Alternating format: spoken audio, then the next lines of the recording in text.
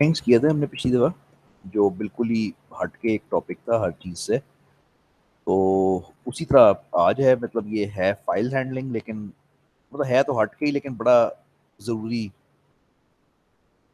बड़ा ज़रूरी सा टॉपिक है। तो फाइल हैंडलिंग में बेसिकली तुम करते क्या हो कि तुम्हारे प्रोग्राम्स में परसिस्टेंस आ जाती है, ठीक है। फाइल हैंडलिंग में तुम ये करते हो, कॉन्सेप्ट ये है कि तुम यू गेट द एबिलिटी, मतलब या इससे पहले अगर बात करो तो हमारे हमारे प्रोग्राम्स जो डेटा प्रोसेस करते हैं वो वेरिएबल्स के अंदर करते हैं, अरेज के अंदर करते हैं, ठीक है ना। Programs work on data in RAM, RAM के अंदर करते हैं ना, वेरिएबल्स, अरेज, पॉइंटर्स, सब कुछ रैम में है। तो तुम्हारा प्रोग्राम आधा घंटा काम करता है, उसके बाद कुछ आंसर्स निकालता है और वो कुछ वेरिएबल्स में रख देता है। तो as soon as the program ends, the contents of RAM are lost. Simple सी बात है। तुम अगले दिन आके जब दोबारा कंप्यूटर ऑन करते हो तो तुम्हारा वो डेटा जो कल तुम्हारे प्रोग्राम ने बनाया था वो तो मौजूद नहीं है, वो रैम में था, वो जा चुका है। तो फाइल हैंडलिंग बेसिकली तुम्हारे प्रोग्राम के अंदर परसिस्टेंस लाती है। In order to add persistence, permanence यानी परमानेंट वो करने के लिए we need to write to files on disc.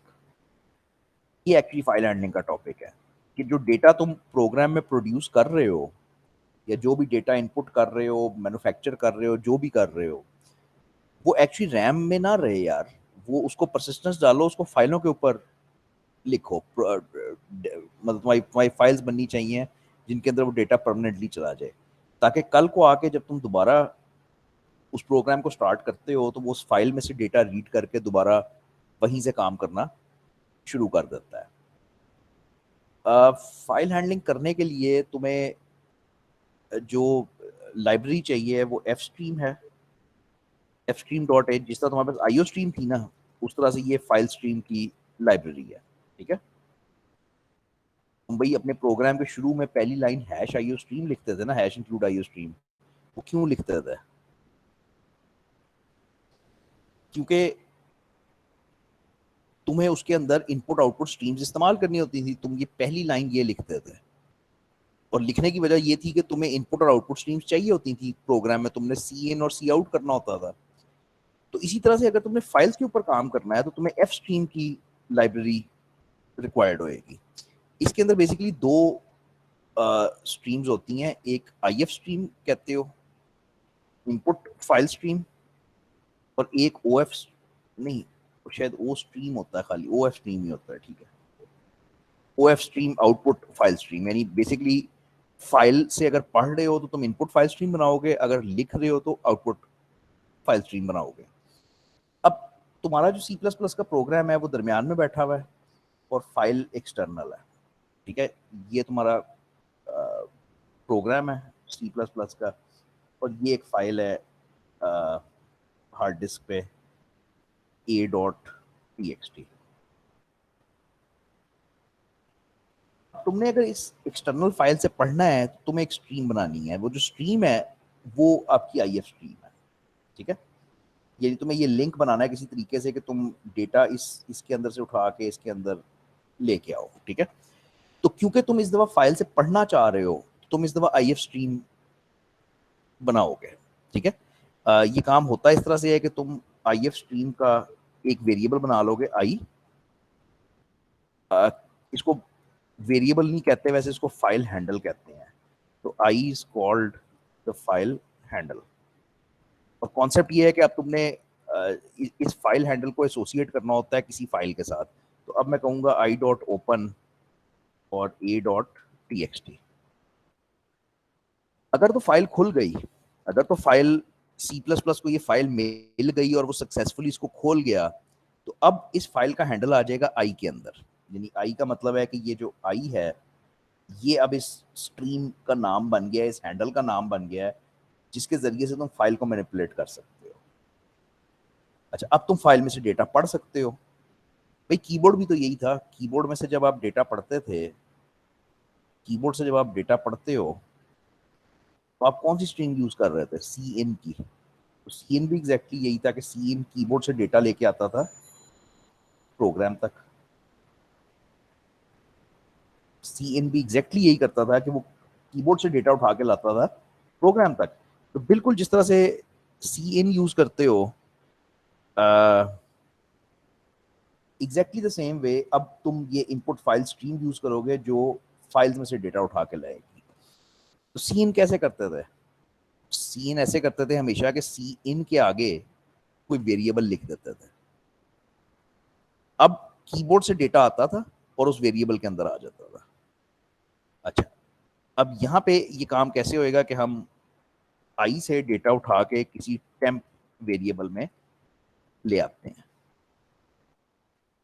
ठीक है, तो उसके अंदर डेटा उठ के आ जाएगा।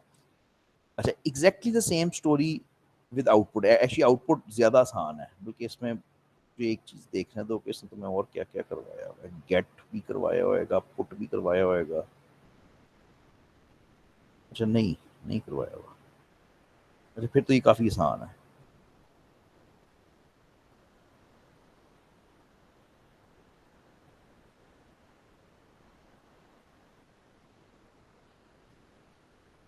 अच्छा, फिर ये काफी आसान है। तो ये तुमने फाइल रीडिंग की है। अच्छा, अब जरा फाइल राइटिंग करो। तो अब अगर तुम्हारा सी प्लस प्लस का प्रोग्राम कहता है कि मैंने फाइल राइटिंग करनी है, तो पहली सी बात है कि वो एक फाइल ओपन करेगा, लेकिन इस बार डिफरेंट डायरेक्शन में।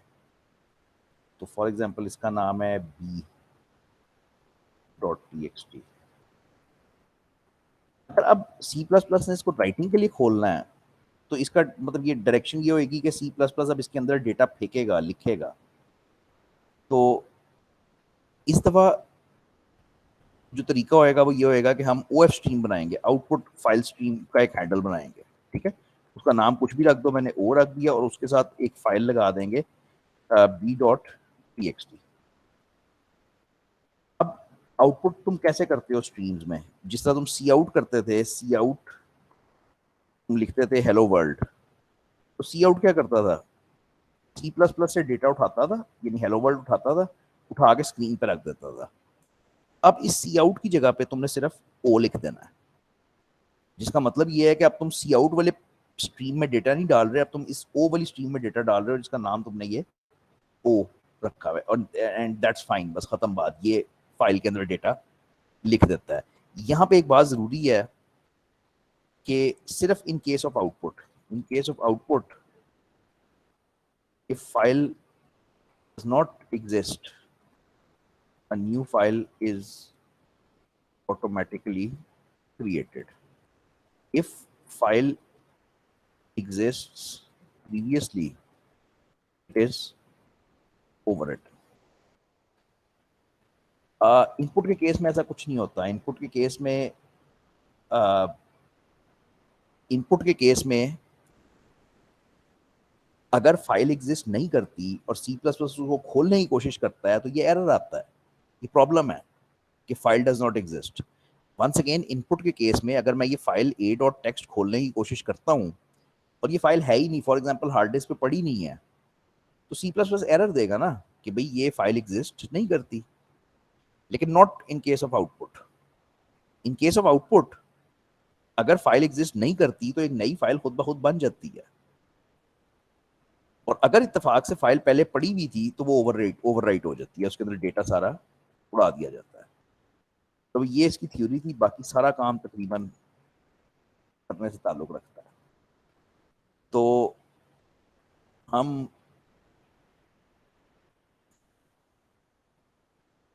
एफ स्ट्रीम डॉट एच हमारी लाइब्रेरी है, डॉट एच नहीं है। अच्छा, अब हम काम स्टार्ट करते हैं, आउटपुट से ही स्टार्ट करते हैं, क्योंकि हमारे पास तो सब फाइल को एग्जिस्ट करती नहीं ना। तो हम कहते हैं आउटपुट फाइल स्ट्रीम का वेरिएबल बनाते हैं ओ, उसको कहते हैं कि फाइल ओपन करो out dot T X T नाम की, ठीक है। और उसके अंदर हम कहते हैं कि एक मैसेज लिखवा दो, ओ के अंदर लिख दो कोई, जो मैंने यानी उस पर किया है वही काम मैं करना चाह रहा हूँ। अच्छा, अब इस प्रोग्राम की आउटपुट तो कुछ नहीं होएगी, क्या ख्याल है? मैंने स्क्रीन पे तो कुछ नहीं लिखा, कोई इनपुट नहीं है, कोई आउटपुट नहीं है, तो इसकी आउटपुट तो कुछ नहीं होएगी। लेकिन अगर ये रन हो जाए, जो हो गया, तो ये एक फाइल बन गई डेस्कटॉप पे आउट नाम की। ये वाली बात थी जो मैं कह रहा था कि अगर फाइल एग्जिस्ट नहीं करती राइटिंग के वक्त पे तो फाइल खुद ब खुद बन जाएगी। इसके अंदर क्या होएगा, इसके अंदर वो हेलो वर्ल्ड होएगा जो आपने अभी भेजा है। ठीक है, दोबारा कर लो, इसको डिलीट कर दो, तो दोबारा रन करोगे दोबारा क्रिएट हो जाएगी। ठीक है, तो दोबारा फाइल बन गई, उसमें हेलो वर्ल्ड चला गया। As simple as that.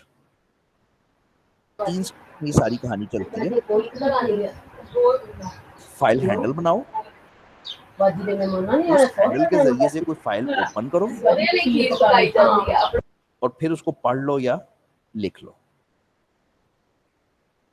ठीक है भाई।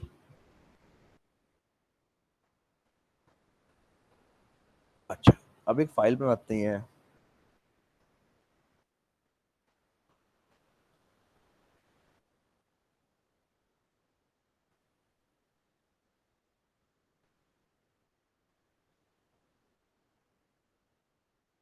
ठीक है, इस फाइल का नाम रखते हैं in.txt या कुछ भी रख लो। मैं इन रख रहा हूँ, in डेस्कटॉप पे सेव कर रहा हूँ। अब मैं इस फाइल में से पढ़ूंगा। ये इन नाम की फाइल बन गई है। अब मैं इसमें से पढ़ के ला के अपने प्रोग्राम के अंदर डेटा शो करूंगा। ठीक है, तो स्टेप्स क्या आएंगे? तो इन फाइल लिखेंगे, IF स्ट्रीम का वेरिएबल बनाओगे, iOS स्ट्रीम का। ठीक हो गया। फिर इनपुट हम फाइल इसमें स्ट्रीम, क्योंकि लिखेंगे जब इन तुमने इनपुट करना। आई लिखेंगे, हाँ,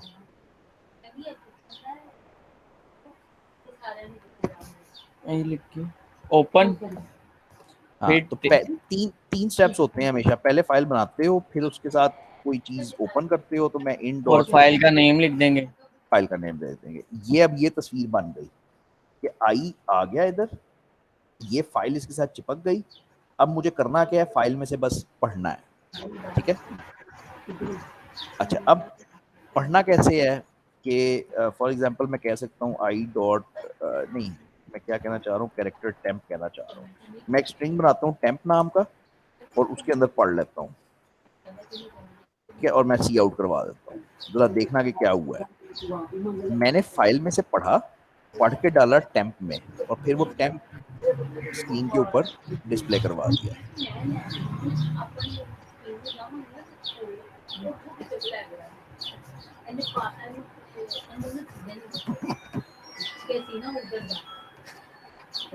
ठीक है, तो ये मेरी फाइल का पहला लफ्ज आया है, माई। लेकिन समझ बात की यस। यार, वो सी इन का प्रॉब्लम तुम्हें याद है ना, कि सी इन से भी जब पढ़ते थे, अगर तुम सी इन से भी पढ़ते थे तो वो स्पेस नहीं पढ़ता था। स्पेस नहीं बढ़ता, तो उसकी बीमारी ये नल है कि वो, करैक्टर लगा देता। हाँ, उसकी बीमारी ये है कि वो मतलब बस वहां तक पढ़ के छोड़ देता था। ठीक हो गया। लेकिन अब इस मसले का इलाज निकालना ज़ाहिर बात है। हम ये तो नहीं कर सकते कि हम वो करते रहें। अच्छा, अब फाइल्स के अंदर बेसिकली लूप्स बनते हैं, स्पेशली रीडिंग के वक्त। When reading a file usually do it in a loop. Loop चलाने के लिए जो तुम्हारे पास वो होता है, जो जो चीज़ होती है, वो EOF होता है। ठीक है, EOF stands for end of file. End of file is a special character at the end of every file. End of file एक, हर फाइल के एंड पे एक इनविजिबल कैरेक्टर है जिसको हम इस्तेमाल कर सकते हैं। हम ये कह सकते हैं कि while नहीं, not end of file। जरा बात को फॉलो करना।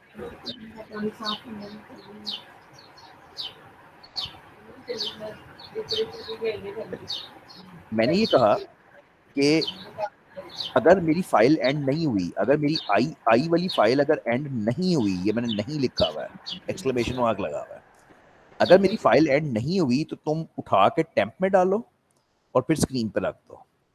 तो ये बेसिकली उसूली तौर पे तो सारी फाइल ही पढ़ लेनी चाहिए इसको। ठीक है, ये सारी फाइल इसने पढ़ ली। My name is Majid Hasan and I live in Lahore and this is city, वो सारी फाइल पढ़ ली ना। स्पेसेस नहीं पढ़ता, स्पेसेस मुसीबत है उसकी कि वो नहीं पढ़ता। ईओएफ क्या है? End of file. End of. EOF एक स्पेशल कैरेक्टर होता है जो हर फाइल के एंड पे पड़ा होता है। ये एक निशानी के तौर पे तुम इस्तेमाल कर सकते हो, ठीक है। तो रीडिंग में एक प्रॉब्लम तुम्हें आना ही आना है, ये वाला है। इसका इलाज ये है, we know that this will ignore spaces। इसका इलाज जो है वो गेट लाइन का फंक्शन है। गेट लाइन ये करता है कि इसको तुम देते हो एक स्ट्रिंग, इसको तुम देते हो एक नंबर, और इसको तुम देते हो एक डीलिमिटर। डीलिमिटर। तो इसने क्या इलाज निकाला है?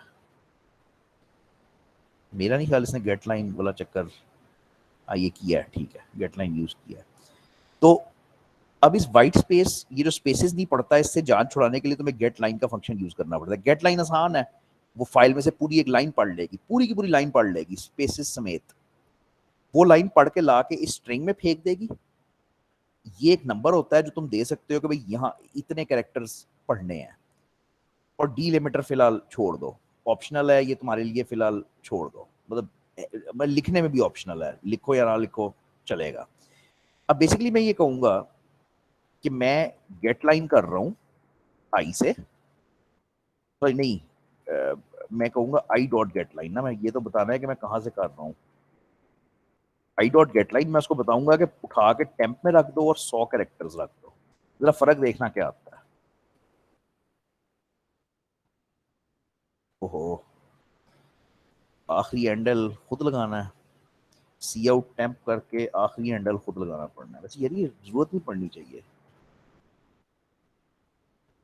तो ये एग्जैक्ट शक्ल बन जाती है जो फाइल की एक्चुअली थी। अगर मैं गेट लाइन यूज नहीं करता, अगर मैं सिंपल वही जो अपना वो है ऑपरेटर यूज करता हूं। हेलो, हाँ जी भाई साहब।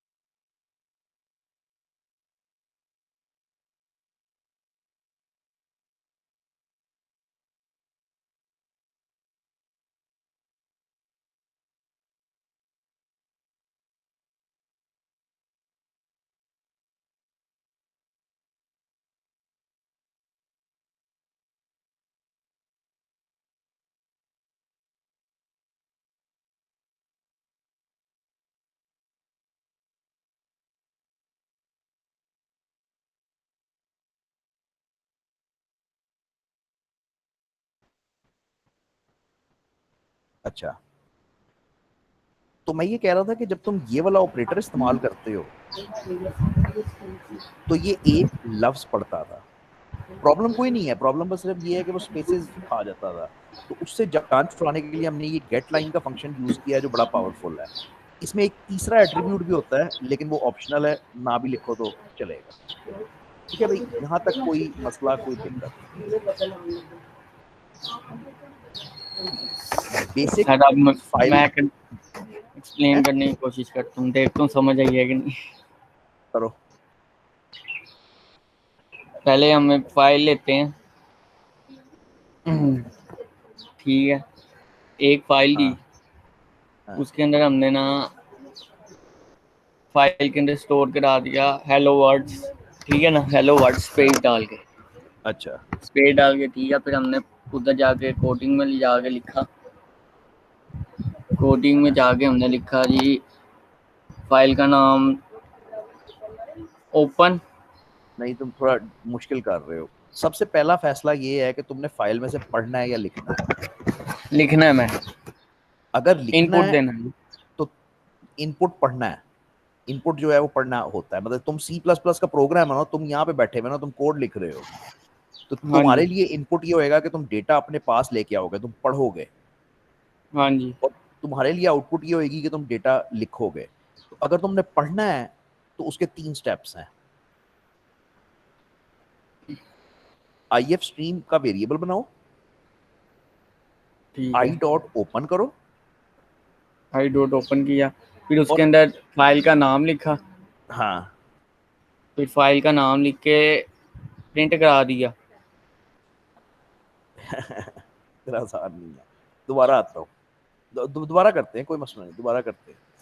लो भाई, मेरे पास एक फाइल है जिसका नाम है in dot T X T. In salary नाम रखो इसका, इसका नाम है salary dot T X T. मैं अभी बना भी देता हूँ ये फाइल, लेकिन इमेजिन करो कि ये फाइल तुम्हारे पास मौजूद है, ठीक है। मैंने तुमसे ये कहा है कि तुमने करना ये है कि तुमने एक नई फाइल बनानी है, output file, output dot T X T उसका नाम रखना है। और उसके अंदर इस तरह से होना चाहिए कि ऊपर हेडिंग आनी चाहिए कि ये सीरियल नंबर है, ये नेम है, और ये सैलरी है। और अब ये आना चाहिए कि 1 पे अली है और सैलरी 10,000 है। मतलब इस तरह से फॉर्मेटेड आउटपुट आनी चाहिए ना कि 2 पे खान है, सैलरी 30,000 है। ओके, ये मेरा प्रोग्राम है जो मैंने अब बनाना है। तो ये फाइल आपने क्रिएट करनी है। अगेन ये वाली फाइल आपको मिल जाएगी, सैलरी वाली मैं आपको बना देता हूँ। तो सैलरी वाली फाइल में पड़ा हुआ है कि अली है उसका 10,000 है, खान है उसका 20,000 है, बाबा है उसका 5,000 है। ठीक है, ये सैलरी नाम की file salary dot T X T आ गई आपके पास।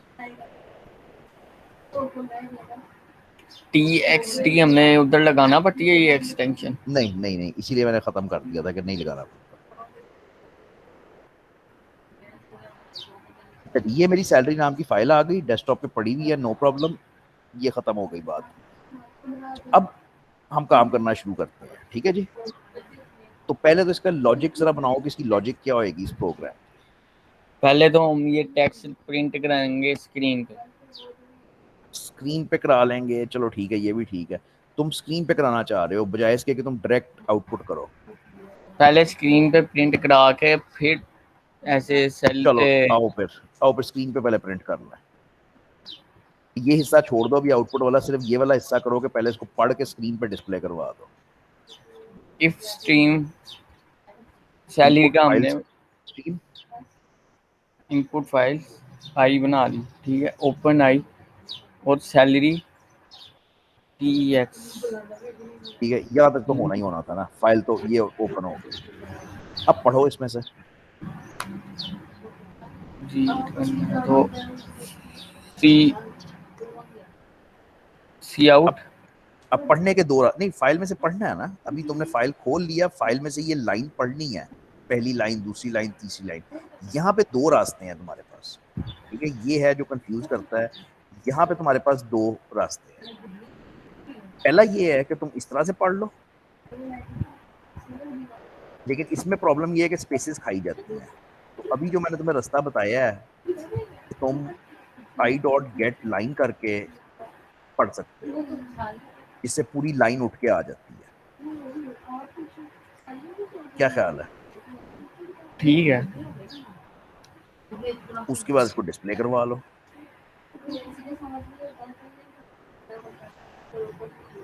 क्या? अच्छा, वो स्पेस नहीं, ठीक है, करेक्ट। पहली लाइन यानी अली 10,000 वो पढ़ के ला के उसने स्क्रीन के ऊपर रख दिया, वेरी गुड। अब तुम समझ गए होगे कि करना क्या है, लूप लगाना है ताकि वाइल वो पूरी फाइल पढ़ लूप ले। चलाना। तो वाइल नॉट आई का एंड ऑफ फाइल,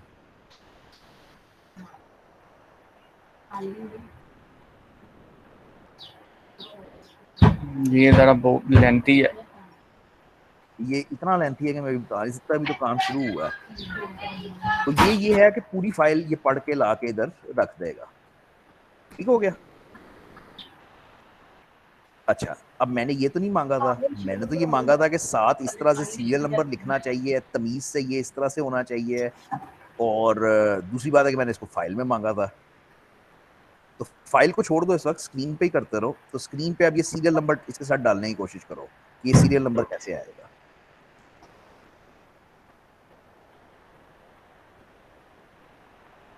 एक वेरिएबल डिक्लेयर करके सीरियल नंबर लेके उसको, ठीक है, खाली वेरिएबल डिक्लेयर करके लूप चला के फिर इसके लूप तो ऑलरेडी चल रहा है ना, तो मैंने सीरियल नंबर डिक्लेयर कर दिया, अब उसको यहाँ पे प्रिंट करवा दो,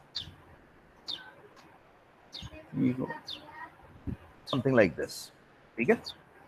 लेकिन ये याद रखना कि इसको इंक्रीमेंट कर देना हर दफा, लूप तो ऑलरेडी चल रहा है ना, मुझे बनाने की और जरूरत नहीं है। तो ये ठीक है बिल्कुल कि मेरे पास ये सीरियल नंबर्स प्रिंट हो गए कि 1 पे ये आ गया, 2 पे ये आ गया, 3 पे ये आ गया, सो ऑन, यहाँ तक भी जीरो ठीक से हो शुरू गया करेंगे ना, जी। जीरो से शुरू करेंगे तो वो 3 तक जाएगा। नहीं, जाना उसने 4 तक ही है, वो बेसिकली लाइन, अच्छा मैं समझ गया क्या कह रहे हो, वो उसके अंदर एंटर दबाएगा यार फाइल के अंदर, हाँ इस लाइन को खत्म कर दोगे तो वो अब ठीक 3 हो हो जाए, जाएगा। फ्री हो जाए, मतलब वो बेसिकली एक एंटर दबा हुआ है तो उसको भी वो लाइन कंसिडर करता है ना। तो अब अगर मैं चलाऊंगा तो मेरा ख्याल है हाँ बस ठीक हो गया ना, कि वो वाली लाइन अब है ही नहीं, एग्जिस्ट ही ठीक नहीं हो गया। करती फाइल में, तो वो पड़ेगा ही उतना। यहां तक इंतहाई आसान था, अब ये आगे इंतहाई मुश्किल है, ये कैसे होएगा यार। हेडिंग्स भी आसान है, हेडिंग्स कौन सी मुश्किल है, हेडिंग्स दे दो बस, मैं कहता हूँ सी आउट हेडिंग्स दे दो कि ये सीरियल नंबर है, फिर स्लैश टी है, फिर नेम है, फिर स्लैश टी है, और फिर आखिरी क्या था, सैलरी, फिर स्लैश एन है, ये हेडिंग्स आ गई, ये भी कोई मुश्किल नहीं है। मुश्किल सिर्फ ये है कि ये जो अली और 10,000 है इसको तोड़ना है, इसको तोड़ना है, अली को अलहदा करना है, 10,000 को अलहदा करना है, इसका कोई रास्ता आपको आता है?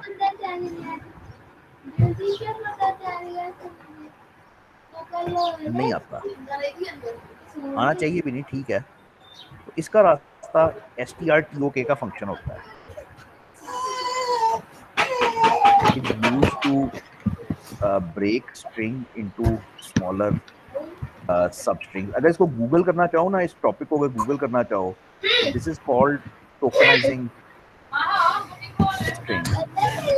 हर जॉब इंटरव्यू पे ये पहला क्वेश्चन होता है कि स्ट्रिंग को टोकनाइज, क्योंकि वो हर किसी को आता नहीं है, थोड़ा सा या तू म्यूट हो जाएगा। तो वो हर तो मतलब टोकनाइज करना होता है स्ट्रिंग को तोड़ना, यार म्यूट हो जाए भाई। अच्छा सर। तो टोकनाइजिंग अ स्ट्रिंग मींस कि एक स्ट्रिंग को टोकन बनाना, उसके छोटे छोटे हिस्से बनाना, उसके छोटे छोटे पार्ट्स बनाना, टोकन उसके करना, ठीक है। तो वो स्ट्रिंग टॉक का फंक्शन है जो इस काम के लिए इस्तेमाल होता है। इस्तेमाल करते किस तरह है ये मुझे भी याद नहीं है, तो मुझे भी जरा, मैं थोड़ा सा लिख देता हूँ तो मैं कि strtok हम करेंगे टेम्प को, और उसको बताना होता है कि किस चीज के ऊपर हम टोकन, ये टोकनाइजिंग समझते हो?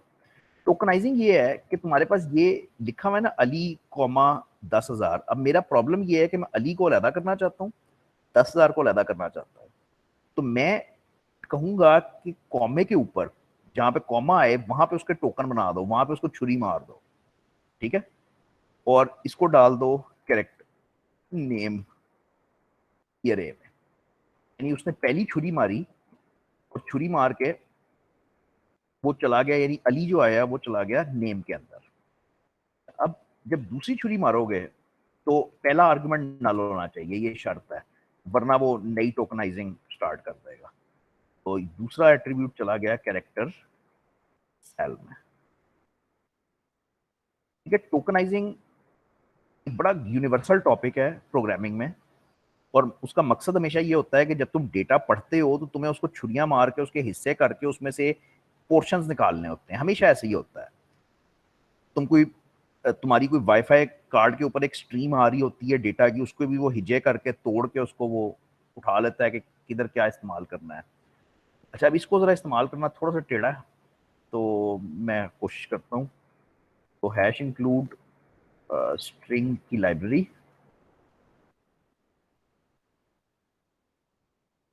अब मैंने यहाँ पे एक लाइन पढ़ ली है, मतलब एक लाइन मैंने पढ़ ली है, वो टेम्प के अंदर आ गई है, ठीक है। यहाँ पे मैं कहता हूँ कि कैरेक्टर नेम की अरे मैंने डिफाइन की, और मैंने उसको कहा कि यार इसमें strtok करके डाल दे टेम्प और कॉमा, यानी कॉमे के ऊपर उसको तोड़ दो। और इसी तरह मैंने कहा कि मैंने एक सैलरी नाम की अरे डिफाइन कर दी, तो मैंने उसको कहा कि STRTOK नल और कॉमा।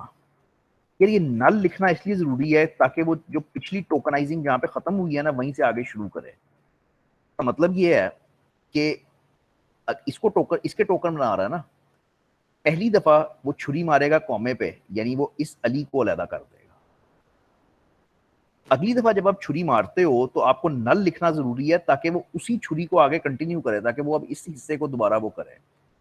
अगर आप यहाँ पे दोबारा टेम्प लिख दोगे तो वो दोबारा आपको पहला टोकन ही पकड़ा देगा। अच्छा, अब मेरे पास असूली तौर पे नेम और सैलरी अलग अलग हो गए। अब मेरा काम आसान है बिल्कुल। मैं इधर नेम प्रिंट कर दूंगा, फिर /t डाल दूंगा और फिर सैलरी प्रिंट कर दूंगा। असल मेरा मसला ये था कि मैंने इनको अलग अलग करना था।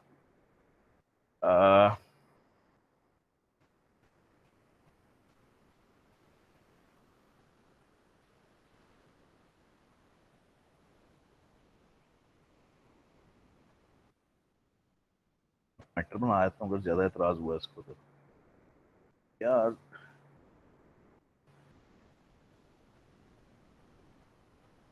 they must be initialized।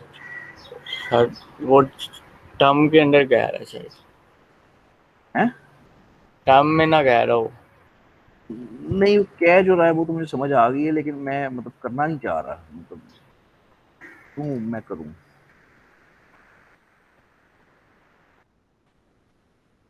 मेरे ख्याल में तो बस ये एतराज है उसको।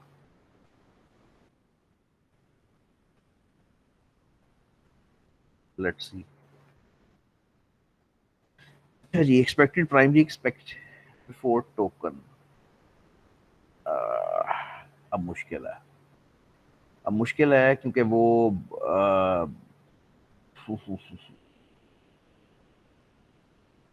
पॉइंटर के जरिए से कर लो, फिर यही हो सकता है। फिर पॉइंटर के जरिए से कर लें, लेकिन पॉइंटर के जरिए से वो मजा नहीं है। ये तो अब चल जाना चाहिए। अच्छा, इस पे भी एतराज है। Invalid conversion from character star to character. ये यार ये प्रॉब्लम तो नहीं है? ये प्रॉब्लम तो नहीं है?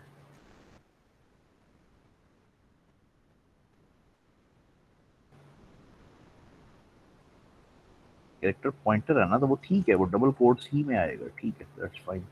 कैरेक्टर पॉइंटर जो है वो स्ट्रिंग हो जाता है ना, तो वो आना उसी में चाहिए।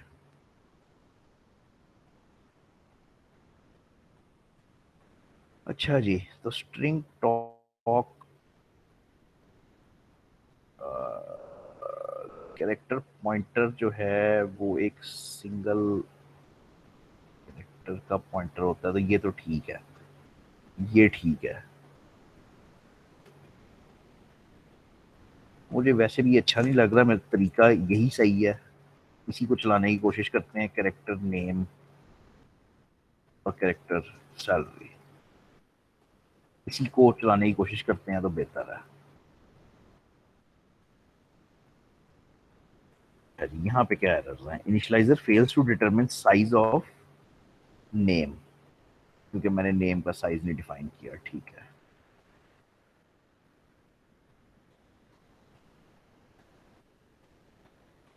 अच्छा जी, अरे must be initialised in a brace enclosed in the initialiser. यार ये कोई नई शर्त लग गई है और प्रॉब्लम है। अच्छा, तो हम ये करते हैं फिर,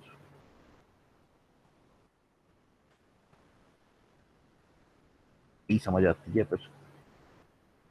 कोई प्रॉब्लम है? Incompatible types of assignment character star to character, wait star.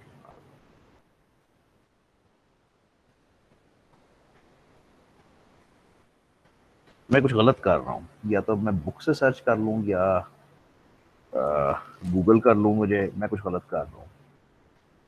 तो स्ट्रिंग टॉक ये तो जो वो ये था कि डबल कोट्स आते हैं या नहीं, और दूसरा ये टोकन में डालिए, टोकन में क्यों डाला जा रहा है?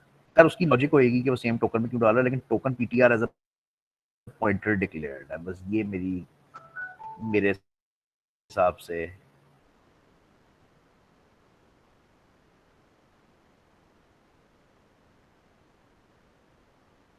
गलती है। मैंने सोचा भी यार स्ट्रिंग बहुत तंग करते हैं C++ में, अनफॉर्चुनेटली तो कोई इलाज भी नहीं है। अब अगर मैं ये चलाता हूँ तो ये क्या करता है, स्टार सेल और स्टार नेम, अभी भी वहीं आकर रुकता है। बस फिर ये नहीं होना, ये मुझे जाके देखना पड़ना है कि इसको क्या मसला है। Invalid conversion from character star to character.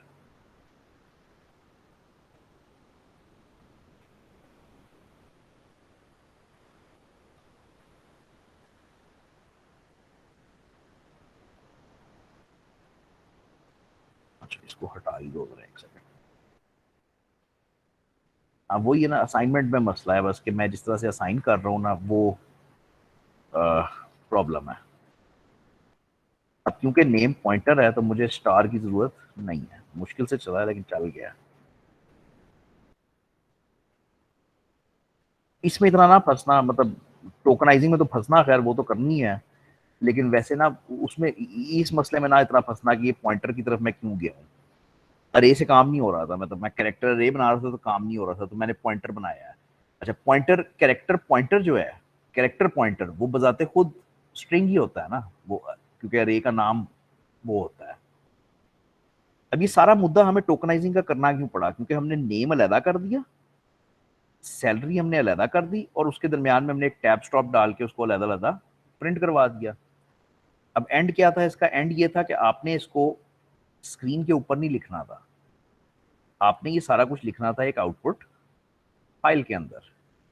अब जरा उस तरफ जाओ कि आउटपुट फाइल के अंदर ये सारा कुछ कैसे आएगा। स्क्रीन के ऊपर तो आ गया ना, अब आउटपुट फाइल के ऊपर कैसे जाएगा।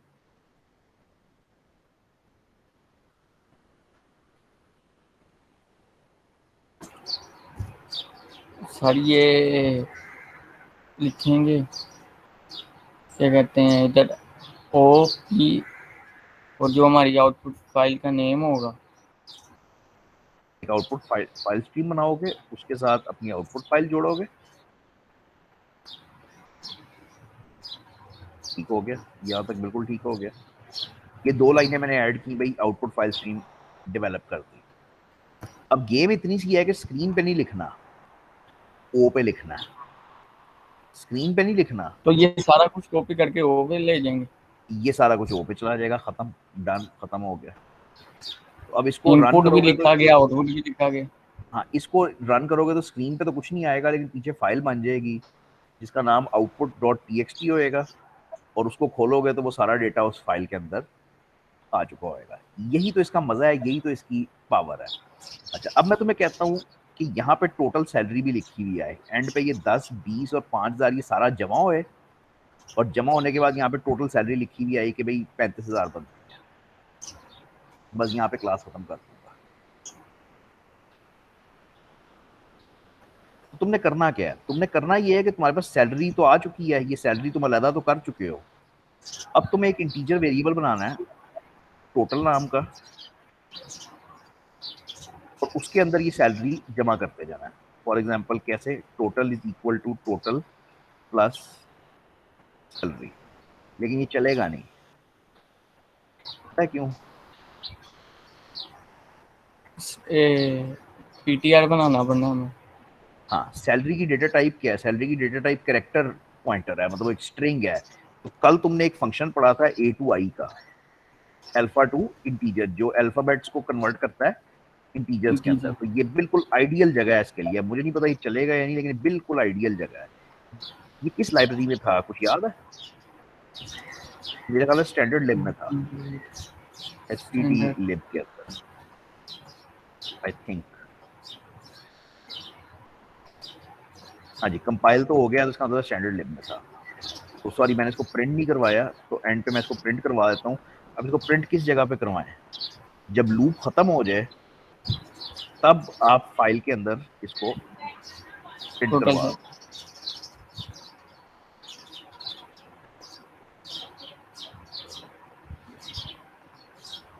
ठीक है। अच्छा, अब ये अगेन करेगा कुछ नहीं, स्क्रीन पे कोई आउटपुट नहीं है, लेकिन अगेन वो डेस्कटॉप पे फाइल अपडेट हो गई होगी, तो उसके अंदर ये टोटल अब आ गया 35,000। सर जी हम उधर स्क्रीन पे जो आउटपुट निकालते हैं उधर भी और ये फाइल दोनों इकट्ठी बना सकते हैं ना? ये पूछ भी क्यों रहे हो मुझसे? ये लाइन क्या कर रही है? नहीं मैं वैसे कह रहा हूँ हाँ, मैं मैं कि जैसे मैं हमने बता मैं पहले बता रहा हूँ मैं बता रहा हूँ मैं बता रहा हूँ ये लाइन क्या कर रही है? ये लाइन आउटपुट फाइल बना रही है, आउटपुट फाइल में इनपुट लिख रही है, डेटा डाल रही है। डाटा डाल रही ये है। कॉपी पेस्ट किया, ये लिख दिया सी आउट। ये लाइन क्या कर रही है? ये प्रोग्राम के ऊपर आ गया। ये आउटपुट के अंदर आ गया, तो फाइल के अंदर भी चला जाएगा, आउटपुट के अंदर भी आ जाएगा। आप बिल्कुल कर सकते हो, बल्कि ज्यादातर करते ही इस तरह है, क्योंकि हर दफा आप फाइलें तो नहीं तबाह कर सकते, तो ज्यादातर हम आउटपुट स्क्रीन पे भी देखते हैं और साथ ही फाइलों पे भी लिख रहे हैं। बल्कि जिस तरह से तुमने प्रोग्राम बनाया ना, ऐसे ही बनता है कि पहले स्क्रीन के ऊपर बंदा चीजें फाइनल करता है कि यार हाँ ठीक हो गई हैं चीजें, फिर इवेंचुअली फाइल्स पहले बनाता है। इनपुट इनपुट फाइल बना लेते हैं, फिर जाके उसको आउटपुट में चेंज कर देते हैं। नहीं, वो डिपेंड करता है ऐसे क्वेश्चन के ऊपर, वो डिपेंड करता है क्वेश्चन के ऊपर। अब मैं तुम्हें क्वेश्चन देने लगा हूँ, ये इसमें इनपुट फाइल का कोई चक्कर नहीं है, ठीक है? तो मैं तुम्हें क्वेश्चन ये दे रहा हूँ कि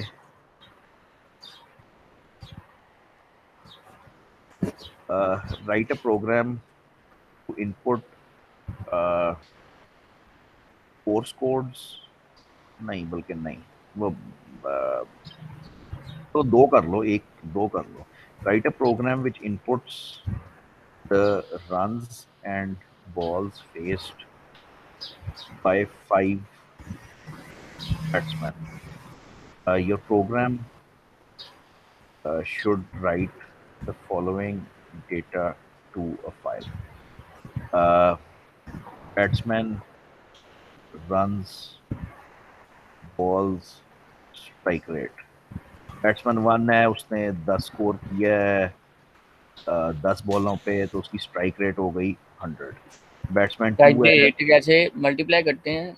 उसने 20, अभी अभी समझ आ जाएगी, 5 पे तो वो हो गई 400।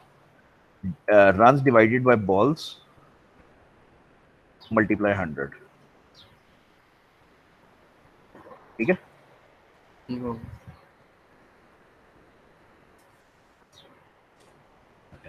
अब तुम्हारे your programme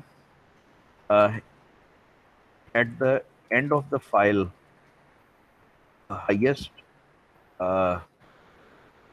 the the batsman with the highest score should be displayed again। यानी फाइल के एंड पे बेसिकली तुम कुछ ये कर दो कि हाईएस्ट स्कोर ये था, जितना भी आया है खुद ना। से कि वो खुद से लिख के कि वो नहीं नहीं, तुमने करना है, वो कोड कोड में करना है। तुमने कोड में। तुमने 5 बंदों का डेटा इनपुट करवा लिया, तुम्हारी सिरदर्द है कैसे करवाना है। उसके बाद तुमने एक फाइल बनाई, जिस फाइल में तुमने ये डेटा लिख दिया। ये डेटा लिखते हुए तुम्हें कुछ कैलकुलेशंस करनी पड़ेंगी, कुछ सिरदर्द लेनी पड़ेगी, वो लो जरा। जब इस फाइल के एंड पे एक ये लाइन ऐड कर दो बस, कि जब ये सारा डेटा प्रिंट हो जाए जैसे तो हमने ये लिखा हुआ है। टोटल का लिखा है, टोटल का एग्जैक्टली ऐसे ही। एग्जैक्ट ऐसे ही कि एंड में लिखा हुआ है कि हाईएस्ट स्कोर इतना था, ठीक है? तो ये काफी मुश्किल है, मतलब तो कोर्स भी तो खत्म हो गया ना, मुश्किल होना चाहिए। मिड टर्म आ गया है, बस मतलब काम खत्म है। तो एक तो ये कर लो, और अगर सिरदर्द लेना चाहते हो तो फिर ये कर लो। ये सिरदर्द लेनी चाहिए एक्चुअली, फाइल्स में ना, ये बहुत बहुत ही यूजफुल प्रोग्राम्स होते हैं। अच्छा, given the following text file, मतलब है कि ये फाइल तुम्हारे पास है, ये बना लेना, डेस्कटॉप पर रख देना, ठीक है? अच्छा, इस फाइल के अंदर तुम्हारे पास ये लिखा हुआ है,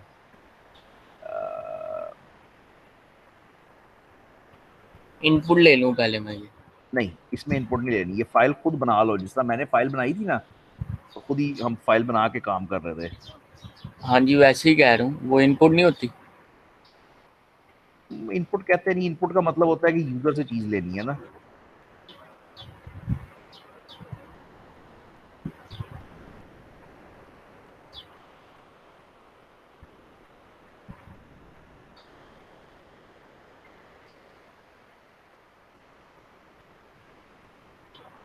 इनपुट का फाइल फॉर्मेट ये है, एग्जैक्टली ये है, अली है, आगे ये पाइप का निशान है। तुम पाइप यूज कर सकते हो, तुम कॉमा यूज कर सकते हो, कुछ भी कर सकते हो। मैंने पाइप इस्तेमाल की है, ठीक है, जान के इस्तेमाल किया है कि जरा कुछ डिफरेंट मैं आपको दिखाऊं। तो कॉन्सेप्ट ये है कि ये स्टूडेंट का नाम है, ये उसकी आईडी है, और ये उसका जीपीए है, ठीक है। अच्छा, ये फाइल तुम्हारे पास मौजूद है, ये अपने डेस्कटॉप पे फाइल बना के रख लेना। अब तुमने करना ये है, तुम्हारे प्रोग्राम ने ये करना है कि your program should read the file and prepare a result card as follows. Result card की भी फाइल ही होएगी बाय द वे, ये भी एक फाइल ही होएगी कि तुमने एक नई फाइल अब क्रिएट करनी है। उस फाइल की शक्ल कुछ ऐसी होनी चाहिए, student name Ali, student ID 12, student CGPA is equal to 3.14। उसके बाद लाइन लगा दो और उसके बाद यही सारा कुछ रिपीट कर दो। यानी रिपीट का मतलब है कि अगले स्टूडेंट के लिए ना, तो अब ये हो जाएगा बाबा, ये हो जाएगा 22 और ये हो जाएगा 3.44। समझ गए बात को ना? तो ये दोनों प्रोग्राम्स दो डिफरेंट चीजें सिखा रहे हैं तुम्हें, ठीक है। लेफ्ट वाला कुछ और करवाता है, राइट वाला कुछ और करवाता है, दोनों ही करने जरूरी है, ठीक है। ये एक रात तो कहीं नहीं गई, 2 रातें भी लग जाएं तो नो इशू। 2 रातें अगर आपने लगा ली हैं, यानी तकरीबन 20 घंटे लगा लिए हैं, और फिर भी आपसे नहीं हो रहा, तो जरूर मेरे पास अगली दफा क्लास में लेके आओ, मैं करवाऊंगा। लेकिन अपना कोड लेके आना, मतलब मैं तुम्हारे कोड को फिर ठीक करवा दूंगा, ठीक है। ये वो चीजें हैं जिनको प्रोग्रामर की ब्रेड एंड बटर कहते हो, मतलब ये यही तो है जहाँ से काम सारा शुरू होता है। अभी तक तो बुनियादी चीजें ही थी। लो भाई रुको इधर, और क्या करना है हमने।